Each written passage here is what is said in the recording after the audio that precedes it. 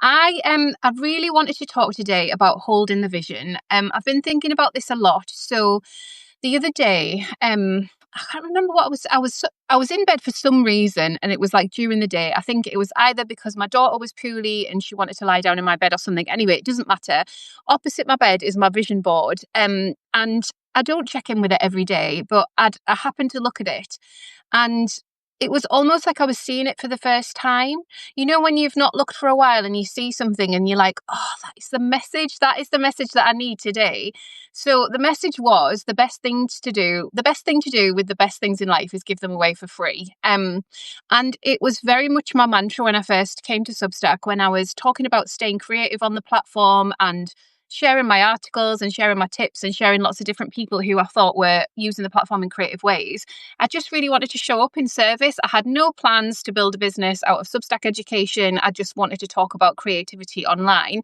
And I wanted to talk about ease as well. So anyway, it brought me full circle to a position to be able to share, because I've got an abundance of classes these days. So to be able to share my 2024 Get Creative on Substack class for free. So I put it out via Instagram, I put it out via Substack, and I don't know, maybe like 12 or 15 people signed up for it for free. And it just made me so happy. You know, it's just like the simplest thing. And I feel like as we are turning towards new visions for 2026 and reflecting on what this year has been like, and I think it has been a turbulent year for many. It's been a year full of ups and downs. It's been a year full of shifting sands and not kind of being able to feel grounded in ourselves and grounded in action as much as we would like. It's felt like we've got to be prepared and ready. There's been a lot of fight or flight. It's been hard to keep a steady creative practice because of world events and the news. And so really what I feel when I lean into my own creative practice and look back into vision boarding is that sense of like, oh yeah, I know myself really well. You know, it sounds obvious, doesn't it? But I feel like we give our power away, you know, so we might think we need a course or we need a mentor. And I love mentoring. I love mentoring my clients. I love being mentored. But sometimes all we need to do is come back to ourselves. And you'll feel this if you're a writer. Sometimes the process of writing just brings us back to ourselves, doesn't it? It's just so beautiful to come back to center through writing a piece. The amount of times this year I've written stuff and not published it because I've realized it was just the process of writing that I needed to kind of get to the next idea or to kind of process the stuff that was going through. Maybe you relate. So I was thinking about a 10-year vision, right? Stay with me here, because 10 years just feels absolutely bananas, doesn't it? To think about holding yourself in 10 years. But we have been in our current property for 10 years this next month, so November. And I can't get back to that version of myself. A younger mum with a toddler who was just very excited to be moving to the Northumberland coast, building a home that would feel cozy and hold us in the next iteration of what we decided to do with our lives. My husband is a personal trainer and yoga teacher, so it felt really exciting to be coming to a home where we could build him a studio for us to see clients in and for him to have a regular practice in. That just felt so exciting, like a yoga studio with a sea view. But the reality of starting all of that work was that I was desperately lonely. I had no friends here. The house was really dark, really dark. It's over 100 years old, and I guess, you know, they didn't build very big windows at that time. Obviously, everything was about keeping the heat in. So we've still got a fire in the home. It's a wood burner now, but it would have been open fires at the time.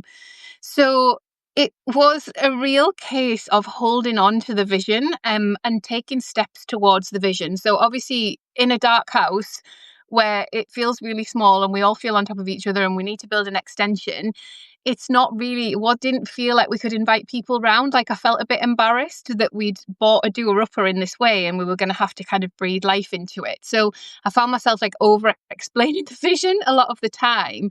And then really stepping into that thought of, but it's already started because we're here, like the everyday things that I do. So the walking on the beach, the working for a local theatre, which I was at the time, the building the friendships and really seeking out those deep connections of people who are like-minded, people who are creative, people that are living on their terms. Like it felt like all of that was more possible than the bigger vision of, doing the extension, doing all the gardens, and remodeling. Essentially, we remodeled the whole house, guys, I won't lie, and we lived in it at the same time. It was really stressful.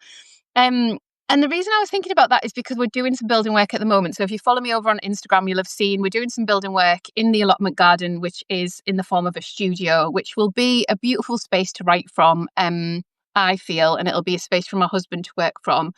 And what I realised is that because it's this 10-year anniversary, that this has always been in my vision, but I'd stopped pushing it. And so this was really interesting to me. And I was only just thinking about this week, because we can come up with these visions. And then when things start to feel difficult or we start to second guess ourselves, we sort of pull back from the vision.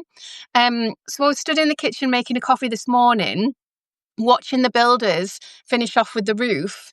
And I realised, next month, we'll have been in the house 10 years, and this is the completion of the vision. Obviously, it's going to need, some flowers planting and grass and all that gorgeous stuff, but it is the completion of the vision.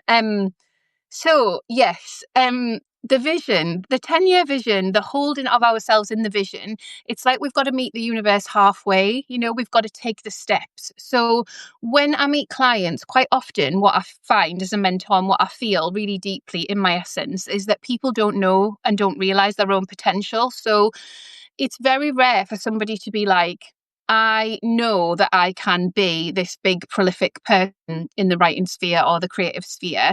They'll almost be apologetic about the things that they want. And I feel like as a mentor, and doing this work, in complete surrender and union with the universe, it's like, as a mentor, I can just hold that mirror up and be like, it's okay to make these steps towards the vision. It's okay to ask for the things that you want and to see yourself in that picture. I feel like we are taught to kind of not want too much or to stay small. And actually, my experience in moving towards a vision that works for me and my family has presented so many opportunities that I wouldn't necessarily have noticed if I didn't hold the vision the way that I do. And that vision board example is a typical example of how you just fall out of the habit of keeping an eye on what it is that you want. So what is in your kind of your longer term expansive vision for yourself. So visions, does anyone have a vision for their Substack going forward? How it fits with their business or what they want from their Substack next year? How they feel that showing up in the way that they've been showing up has taught them more about what they might want? I would love to hear from you. I'm going to put my glasses on and see. I'm just in Starbucks car park because I need to go and do some work. And I thought, I'll do this live. I'll hop on and see if anybody wants to chat about it. I feel like I need a little glasses cleaner. We'll try and do this while I'm on. But yeah, if you guys have thoughts about what you would like for your Substack next year, I would love to hear about it. I'm always super, super interested in what you feel is possible in terms of the potential. So if you've met some like-minded readers, if you have paid subscribers turned on and you've started to think about the income potential for your Substack, if you've started to grow community and you really feel into this is the community for me, I'm going to be so excited to show up for these people, anything like that. I feel like that's the sort of stuff that we want to be visioning into.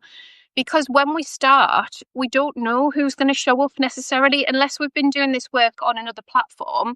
We don't necessarily know who's going to show up, and we don't necessarily know that we can build community, but we can definitely speak it out loud.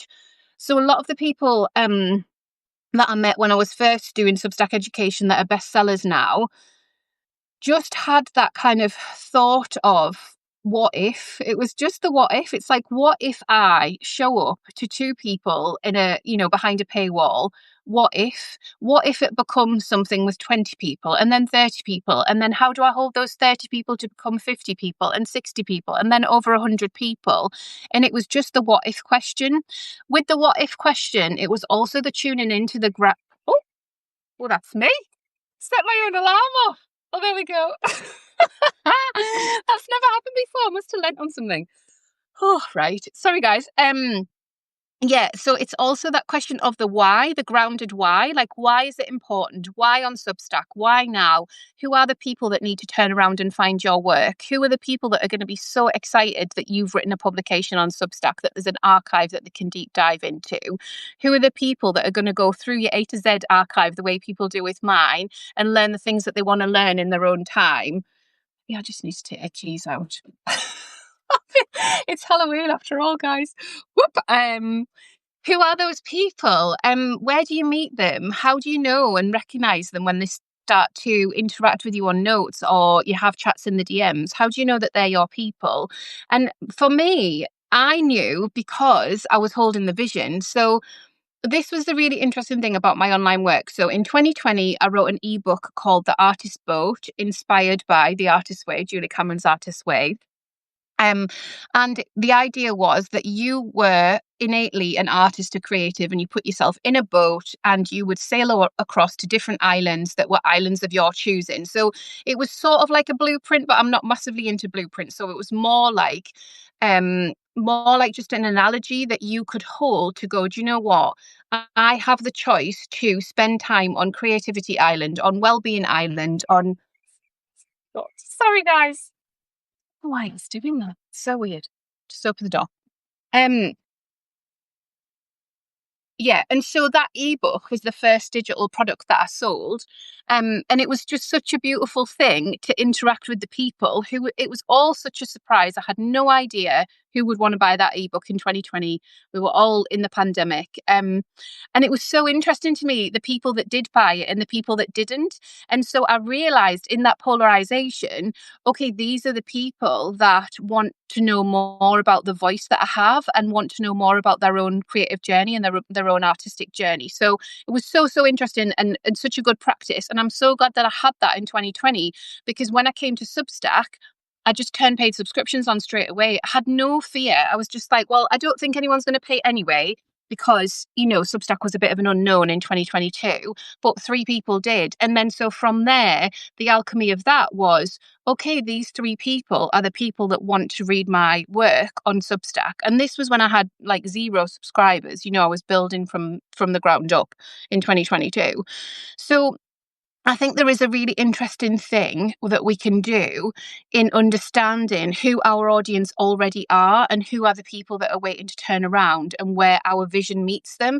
And we can be way more welcoming. When they do start to interact with us, we can be way more welcoming and saying, I have this for you. I'm so proud of what I've built. I'm so excited that you're here.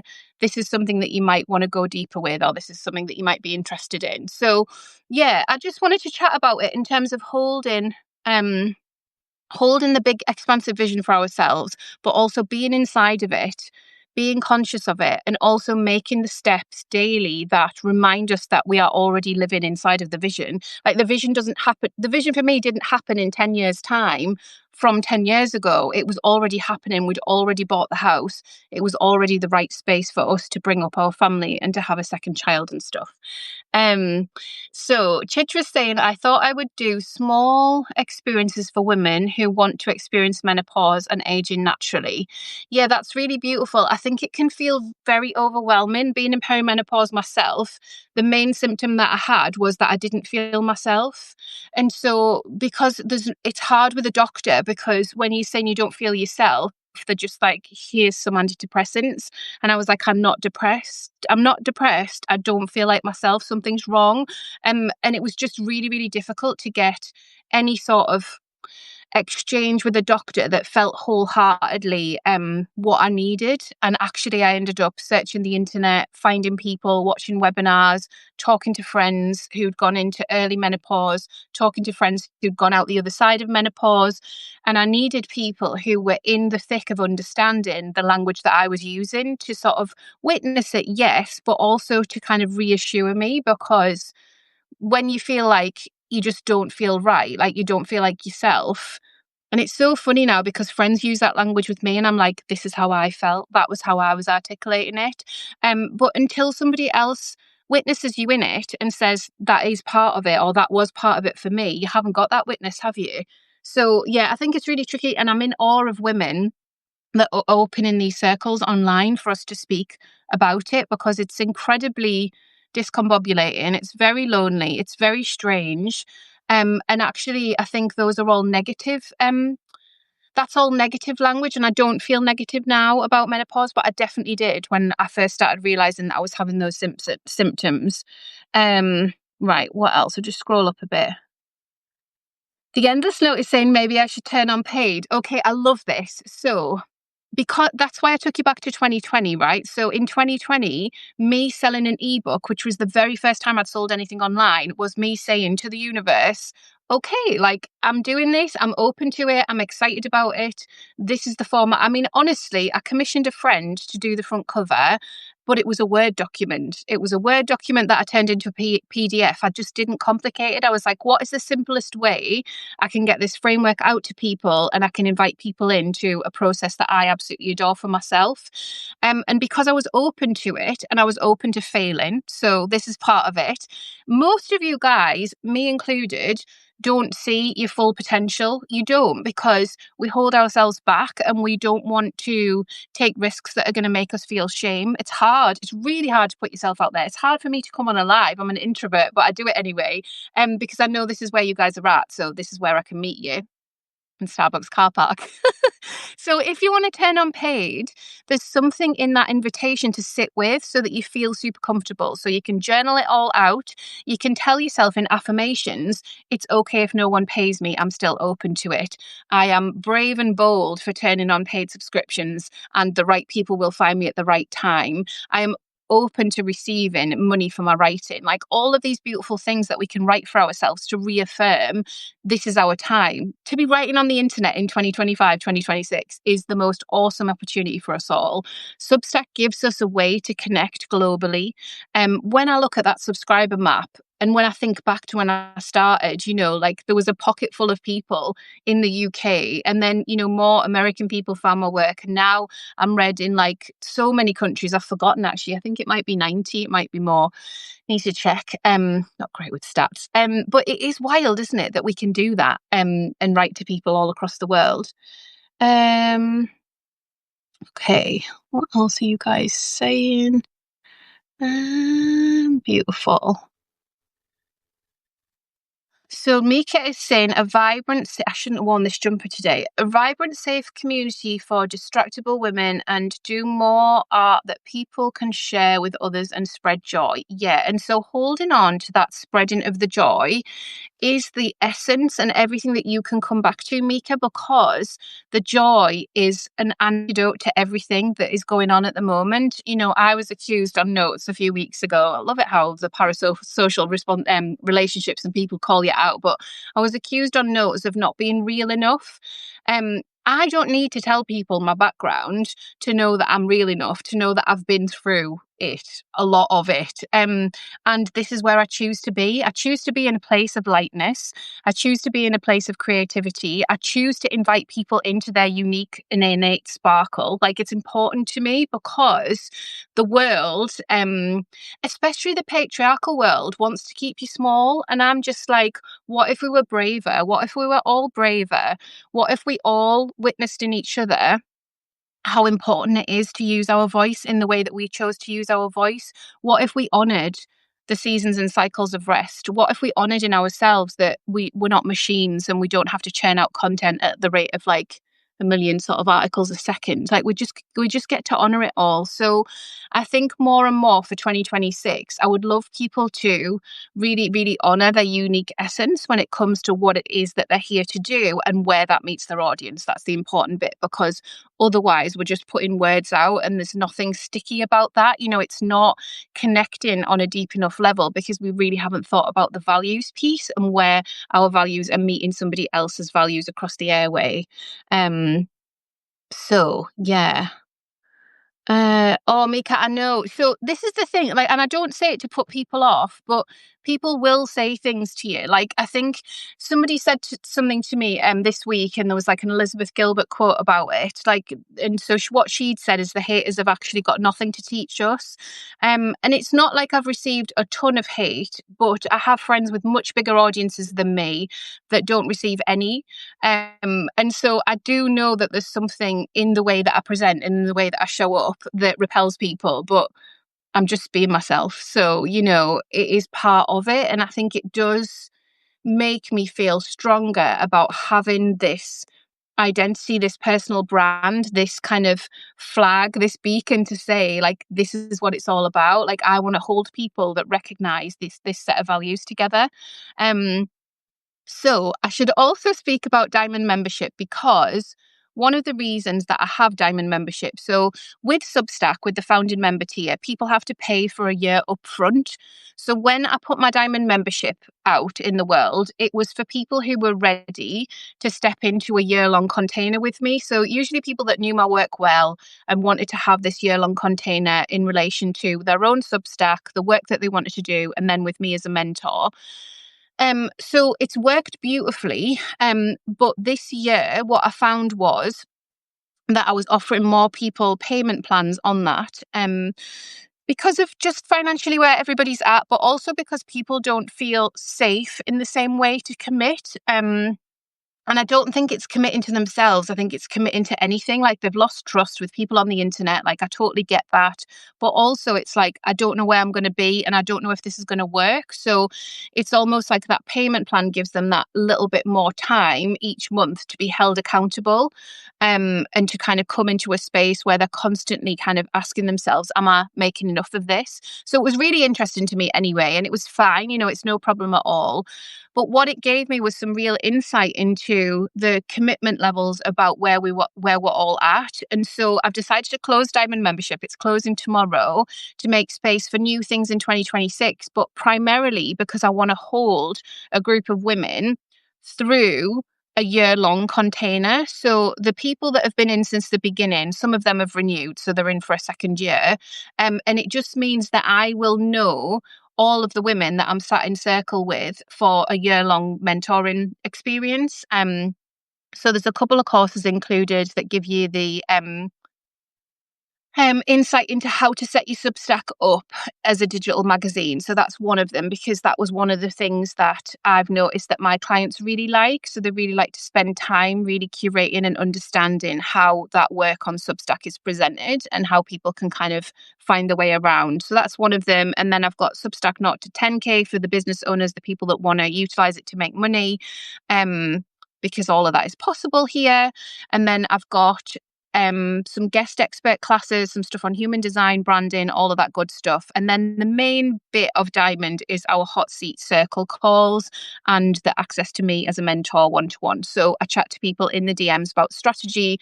I read people's about pages.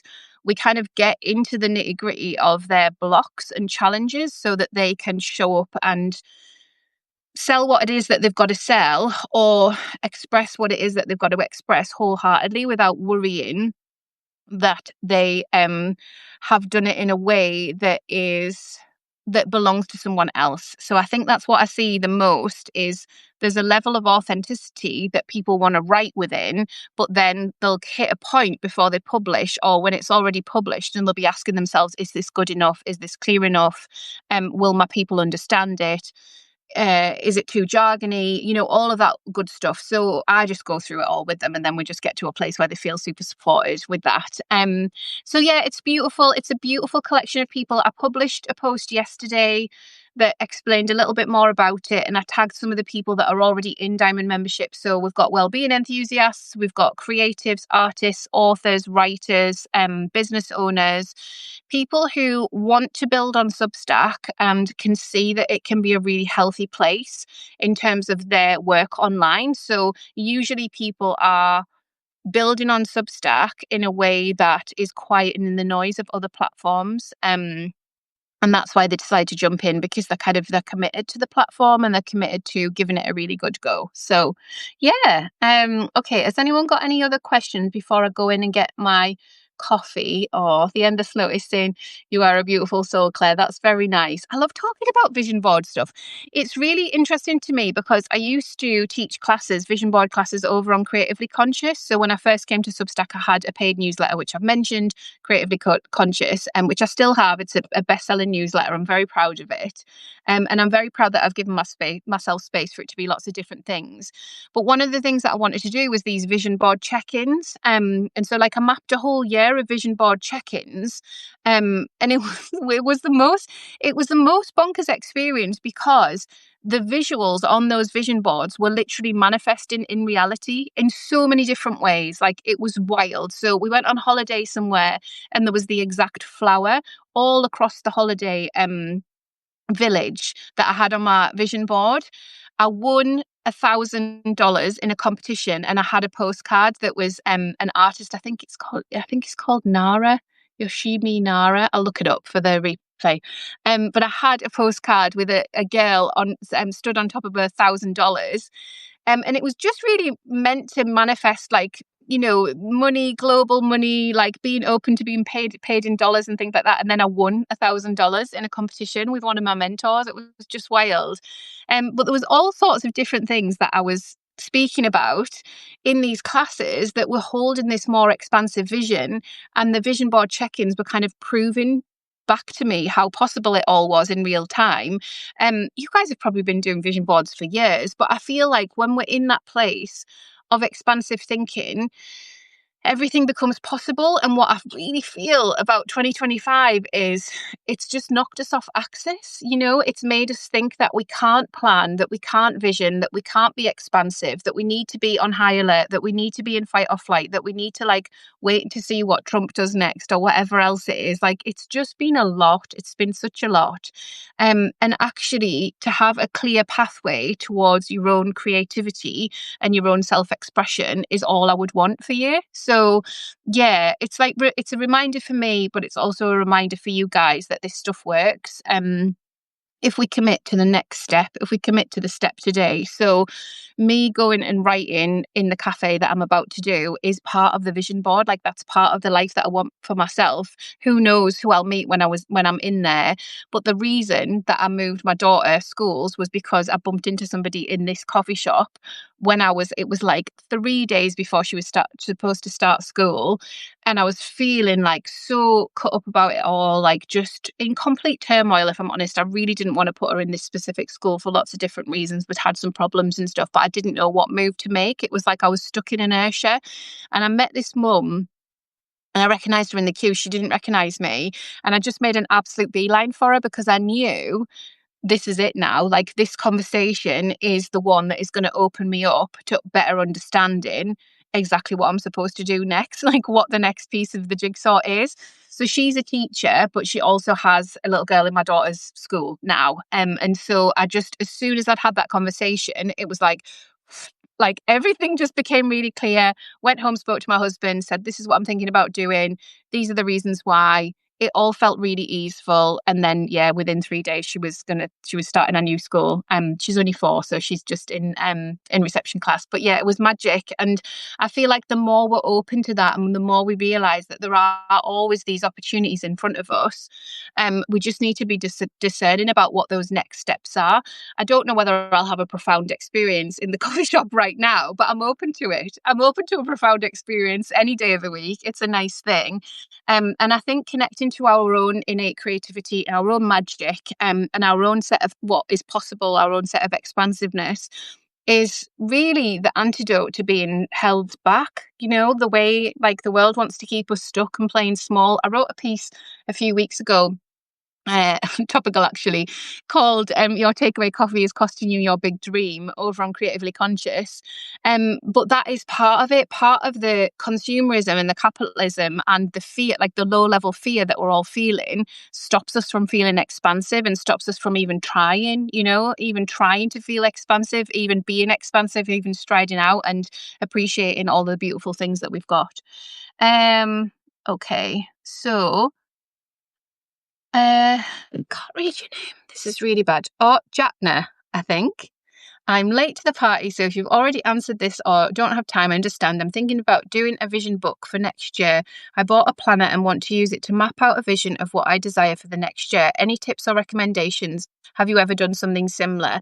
Yeah, so I've done quite a lot of classes, and one of the things that I really like to do is the collage technique where you go through magazines and have some music on and you just get in creative flow with tearing out the things that speak to you without questioning them. So to get into creative flow, we need to almost quiet the questions. I've been doing lots of colouring in with my daughter this week. I've got a really lovely colouring book, but it's amazing the amount of thoughts that you'll have. So in terms of even just swapping colour or keeping a colour for the longest time to like see how many things of that colour are being asked to be coloured in that way, there's so many things that your brain tries to tell you and your brain tries to keep small within you. So I think the magazine and the collage element of it all can be really nice just to kind of override any of that and to get into flow, to be cutting things out and not knowing why, but just then have them all as a collection. So I really like doing that. I love a little pop-up vision board in a notebook. I think it's really nice. I also look for inspirational quotes. So go into some of your favorite authors like Liz Gilbert and Glennon Doyle, like people like that have really made a shift and a change in terms of what we think is possible, but sometimes also back into the classics as well. Like the words are so beautiful, aren't they? So like I said at the beginning, and you probably missed this, my vision board had on it, the best thing to do with the best things in life is to give them away for free. And when I saw that, it just put me back into abundance, that abundance mindset. Like, I'll do a full food shop and then I'll give my nicest things out of the trolley into the food bank because it always feels hard to do. But I have enough. I have enough. I have enough. So I can give that to the food bank. I can give that to people who are more in need, who actually are probably a bit bored of tomato soup and pasta and would love some of the fancy biscuits that I've bought. Or what was it this week? It was like sweet and salty popcorn, but it was like a really nice one. Or I put face masks in as well. Like just stuff like that. I think just being in dialogue with your embodied self, but overriding any of the thoughts that try and keep you small or try and tell you that it's not worth it or there's no point or you're not good enough or whatever else, and just get into flow with it. I also really like using art materials to do this. So I'll use watercolors a lot, where I'll just fill an A3 sheet with watercolored paint and just not think about it at all. And then I'll write on the top of it some of the things that I'm being called to think about, to do, maybe some quotes. There's so many pieces of A3 paper like strewn about my office and tucked into like little pockets and stuff. But yeah, I hope that helps. Gives you some ideas. Just enjoy it. Just good fun, isn't it? Yeah, consumerism is slavery perfected, keeps us in debt. The Endless Note is saying. I think this is it, isn't it? It's this realization that if we're not awake, we're asleep. And so it's really about being awake as we can without feeling frozen. I don't know whether that makes sense, but I do feel like that is part of the medicine, like just to stay awake, and to stay awake to the things that matter, to have a regular gratitude practice, and to really stay connected to what it is that you are being called to do. We've all got a calling, like we all want to self-express. We're here, aren't we? We're here to self-express. So staying connected to what it is that you want to do, I think, is so, so important. And it helps steady the ship if you can quiet the noise, because there's a lot of noise out there. And be really mindful of what you're consuming and stuff as well. Okay, before I go, does anyone have any questions about Diamond membership closing tomorrow? Is there anything that you would like to ask me about what is included inside of it? Is there anything that you would like to chat about in terms of your own sticking points on Substack, like where you are and, you know, where you'd like to be or where you thought you'd be and where you're not or anything like that, because I am here, and I'd be really happy to help. Like, you can treat this as a mentoring call if you want to. So if you are stuck on price points, if you are stuck on how to get clearer with your audience about what it is that you offer them, if you are questioning putting the founding member tier on, but you're not quite sure what to do with it, just post your questions below. And I've got a couple of minutes if anybody wants to ask, or I can just keep talking about vision boards. Oh, it's so funny, isn't it? I just think it's such beautiful work, and I'm really excited. I've just reached out to a friend actually to see if she wants to host another workshop with me around doing something like this, like a mini retreat. So watch this space. We might do something like that together. I'll give you guys a couple of minutes to type, but if you don't have any questions, then that is totally fine. Just to remind you that it is closing for good tomorrow, but you will have access to a full year, and there are people already in there. So I think we're down at about 70 members now, 70 Diamond members. And then you get access to all of the other Sparkle on Substack workshops and classes and all of that other good stuff as well. I really love space holding for everybody, and having such a wonderful mix of female creatives in my space. It really spurs me on to be a better creative and a better writer myself as well. It's really good. And things look different, things look different now, but that's okay. I feel like we've seen a lot of shifts and changes, but the medicine is to come back to center and to come back to what it is that we're here to do. Okay, guys, well, I will head off and get my coffee. Oh, hang on, questions popping in. Oh, Chitra's here. Hi, Chitra. We've just met. So this is really nice. So vision boards, keep talking about vision boards, I know. Can you talk about monthly or weekly commitment to the Diamond membership? Sure.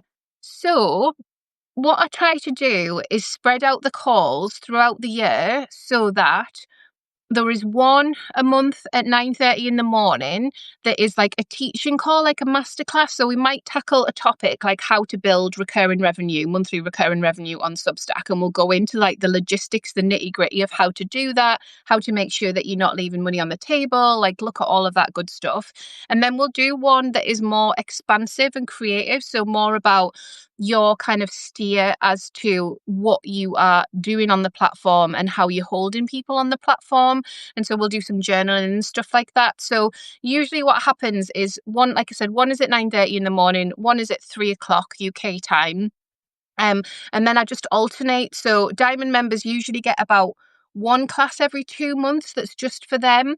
And that is usually a hot seat call or an Ask Me Anything. And then there's the regular membership that sort of feeds into that.